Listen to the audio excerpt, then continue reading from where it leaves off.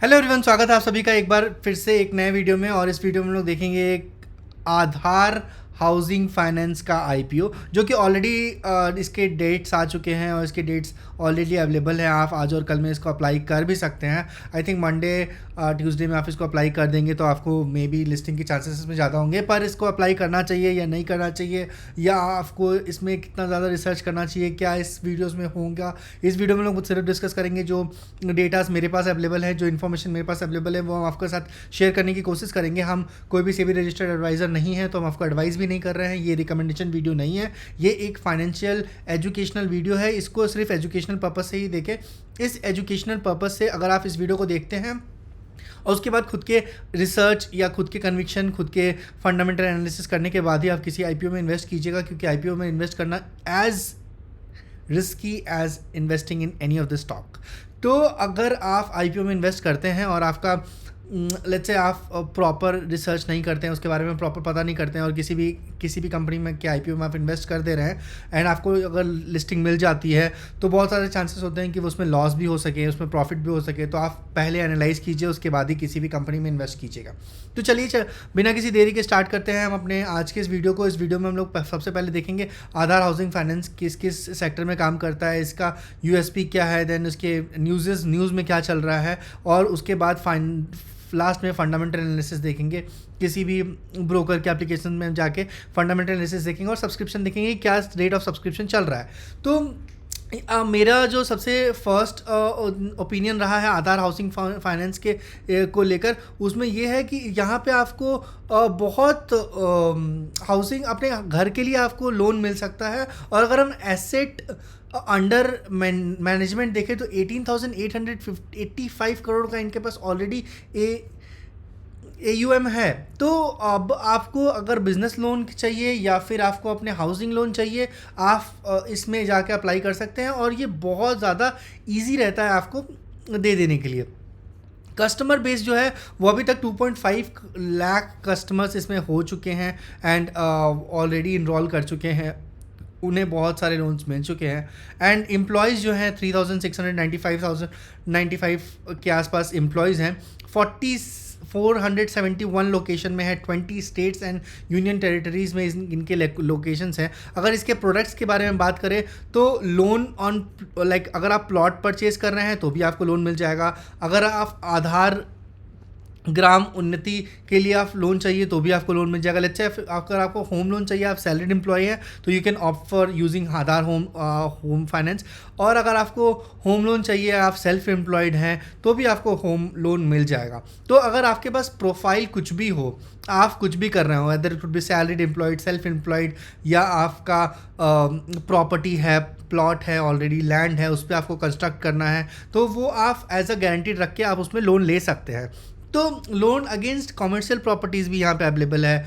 और अगर कल को आपको लगता है कि आपको अपने फ़ंड को ट्रांसफ़र कर लेना है किसी और बैंक में या किसी और इंस्टीट्यूशन में, तो आप उसको ट्रांसफ़र भी कर सकते हैं। लोन आपको नॉन रेसिडेंशियल प्रॉपर्टी में भी लोन मिल सकता है, इनके प्रोडक्ट में का भी वो हिस्सा है। तो नॉन रेसिडेंशियल प्रॉपर्टी के भी आप लोन यहाँ पे ले सकते हैं। ये हो गया आधार हाउसिंग फाइनेंस। अब चलते हैं थोड़ा सा इसके आईपीओ के ऊपर। आईपीओ में जो भी न्यूज़ आपको देखने को मिल रहा है, ये आईपीओ का लास्ट डेट आने वाला है। अगर मान लीजिए आप मंडे को अप्लाई करते हैं तो आपको मे बी मिल जाएगा, पर थोड़ा सा आपको इसके लास्ट डेट के बारे में हम लोग थोड़ा सा पढ़ लेंगे। पर आईपीओ की साइजिंग क्या है और इसके सब्सक्रिप्शन क्या रेट अभी तक रहे हैं, वो हम लोग देख लेते हैं।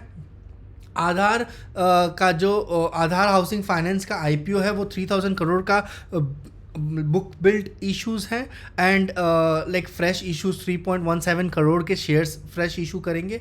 एंड 1,000 के जो शेयर्स होंगे वो टोटल जो शेयर्स होगा वो यहाँ पे इशू किया जाएगा, जो कि 6.35 करोड़ का एक्चुअल वैल्यूएशन है। अब थोड़ा सा चलते हैं इसके फंडामेंटल एनालिसिस के ऊपर। तो आप देखेंगे कि आधार हाउसिंग लोन में आपको अगर लेट्स से थोड़े से अगर इसके फंडामेंटली एनालाइज करेंगे यार, तो फंडामेंटली इसको आप चेक करेंगे तो आपको दिखेगा कि इसमें इसका जो साइज़ है आईपीओ का वो 3,000 करोड़ का है। तो 3,000 करोड़ का आईपीओ साइज़, ये बहुत बड़ा वैल्यू होता है आईपीओ साइज़ का, 3,000 करोड़ रुपए। और इसका अगर आप मिनिमम इन्वेस्टमेंट या मिनिमम लॉट के इन्वेस्टमेंट के बारे में बात करें तो ये आपको दिखेगा कि 14,000 रुपीज़ का मिनिमम इन्वेस्टमेंट है। लास्ट जो डेट रहा है वो 10th ऑफ मई था ऑलरेडी।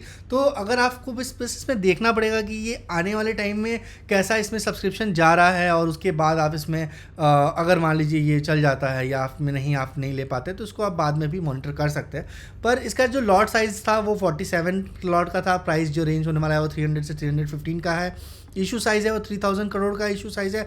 इंस्टीट्यूशनल बायर इसमें 72x के इंस्टीट्यूशनल बायर रहे हैं। ये सब्सक्रिप्शन बहुत ही ओवर सब्सक्राइब्ड हुआ है, basically 72 times basically institutional buyer रहे हैं। नॉन इंस्टीट्यूशनल बायर का 16 टाइम्स का सब्सक्रिप्शन है। रिटेल इन्वेस्टर 2.35 टाइम्स सब्सक्राइब किए हैं। एम्प्लॉयज़ जो है 6.31 टाइम्स सब्सक्राइब है। ऑल टुगेदर 25 टाइम्स सब्सक्राइब है जो इनके साइजेस अवेलेबल थे उससे। तो अगर थोड़ा सा आधार फाइनेंस के बारे में हम लोग बात करें तो this company was being founded in 1990 and इसके जो मैनेजिंग डायरेक्टर है वो ऋषि आनंद है। और इस कंपनी में लो इनकम सेगमेंट के लोगों को भी लोन दिया जाता है, which is USP for this company. अगर हम इसके स्ट्रेंथ एंड वीकनेसेस की बात करें तो सबसे बड़ा स्ट्रेंथ जो ये है कि इसमें 109 सेल्स ऑफिसर्स हैं जो 487 ब्रांचेस में डिस्ट्रीब्यूटेड हैं, और 20 स्टेट्स एंड यूनियन टेरिटरी में इनके पास जो फुटफॉल है या फिर जो चेन है इनके ब्रांचेस का वो बहुत ह्यूज है। दिसंबर 31 दिसंबर 2023 तक ये डेटा है। तो पिछले ईयर के दिसंबर 31 तक का ये डेटा है।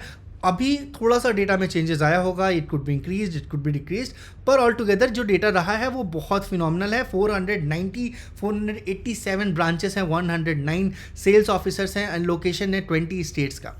अगर कंपनी के बारे में बात करें तो कंपनी का जो मेंटेन्ड सोर्स ऑफ फंड रहा है वो बहुत ज़्यादा कोएफिशिएंट लॉन्ग टर्म फाइनेंसिंग के साथ था। एवरेज कॉस्ट बोरोइंग था 8.2% in financial year 2021, 7.2% in financial year 2022 and 7% इन 2023। सो ये जो कंपनी का कस्टमर रीच रहा है वो 2,33,000 के अकाउंट्स अभी तक इन लोगों ने देखे हैं। एंड लाइव अकाउंट है 2.5 लाख का। एंड ये जो डेटा हम अगेन बता रहे हैं ये 31 दिसंबर 2023 का है। अभी थोड़ा सा इसमें चेंज आया होगा।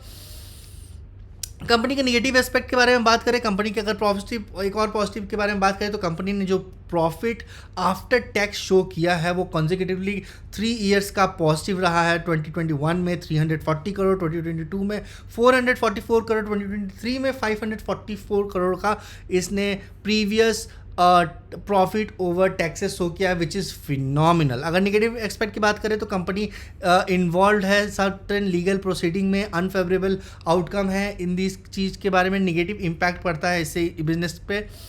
कंपनी एक्सपोज्ड है बहुत ज़्यादा इंटरेस्ट रेट के लिए, और इट में experience the interest rate and maturity mismatch हो सकता है लास्ट में। अगर आप लेते हैं उसके बाद लास्ट में चीज़ें थोड़ी सी मिसमैच कर रही हैं कंपनी के इंटरेस्ट रेट को लेकर, तो ये भी एक निगेटिव पॉइंट है कंपनी का जिस पे कंपनी के फाइनेंसेस थोड़े से डिपेंड कर सकते हैं। अब चलते हैं कंपनी के थोड़े फाइनेंसेस देखते हैं, और फाइनेंसेस में देखते हैं कि रेवेन्यू सबसे पहले देखेंगे। अगर रेवेन्यू देखेंगे आप 2021 में तो आप देख पा रहे होंगे कि रेवेन्यू ऑलमोस्ट आपको बढ़ता हुआ दिख रहा है। 1550 करोड़ का रेवेन्यू था, विच इज़ अगेन 2021 में। एंड अगर आप 2021 की बात करें, 2022 की बात करें तो 1693 करोड़ का रेवेन्यू था। 1994 करोड़ का रेवेन्यू था 2023 में। तो रेवेन्यू हर साल इंक्रीज़ कर रहा है। अगेन एसेट की बात करें तो एसेट भी मेंटेन्ड है। 3000 करोड़ का एसेट था 2021 में, थोड़ा सा डाइल्यूट हुआ एसेट 2022 में। 2400 करोड़ का था, 2800 करोड़ का 2023 में था। प्रॉफिट जो है कंसिस्टेंटली इंक्रीज हो रहा है, प्रॉफिटेबल कंपनी है। हर साल ये 100 करोड़ का प्रॉफिट इंक्रीज़ कर रही है अपने कैपिटल में। रेगुलर जो एप्लीकेबल होंगे वो प्राइस बैंड की अगर हम लोग बात करें तो प्राइस बैंड जो रेगुलरली अगर आप देखेंगे तो थोड़ा सा आपको HNIs के लिए आपको 300 से 315 का प्राइस बैंड दिख रहा है, और रेगुलर एंड एम्प्लॉयज़ के लिए आपको 277, 299 42 का रिंग प्राइस दिख रहा है, अप टू 200 रुपीज़ आप लगा सकते हैं। रेगुलर के लिए 300 टू 315 का दिख रहा है। एम्प्लॉयज़ का हमेशा प्राइस रेंज थोड़ा सा कम होता है क्योंकि वो एम्प्लॉयज़ कैटेगरी में फॉल करते हैं। तो ऐसे और इंटरेस्टिंग वीडियोज़ के लिए आप इस चैनल को सब्सक्राइब कर सकते हैं। और अगर मेरे से कुछ पॉइंट मिस हो गया हो तो डेफिनेटली आप कमेंट सेक्शन में बताइए, we will take it ahead and the next video से हम उन पॉइंट को भी कवर करने की कोशिश करेंगे। मिलते हैं नेक्स्ट वीडियो में, तब तक के लिए आप do subscribe and stay tune to this channel and take care.